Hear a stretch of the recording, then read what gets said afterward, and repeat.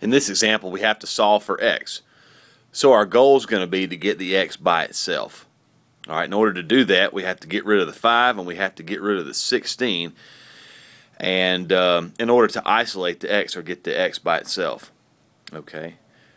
Well, the first thing we should do is go ahead and subtract 16 from both sides, because it's always easier to get rid of the addition and subtraction first.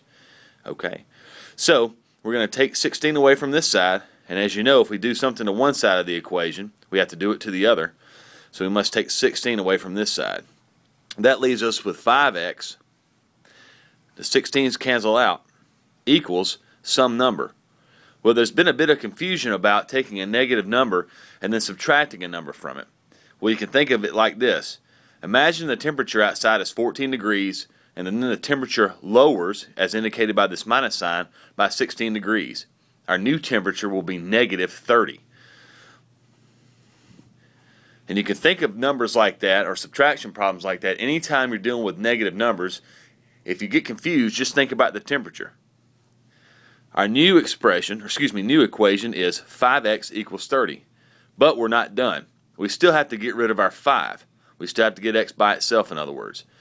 Since we're multiplying 5 times x, the opposite of that, we must do the opposite, which is divide.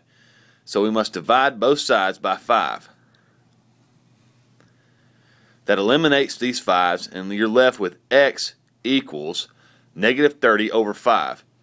Well, the same rules apply for division as they do for multiplication when we're dividing a negative number by a positive number. Any negative number divided by a positive number, or vice versa, will always be negative. Therefore, 5 will go into 30 6 times, but since we already have a negative sign, we only have 1, that answer will be negative 6. Now we can also check our work by plugging negative 6 into the equation and seeing if we come up with negative 14, and we do.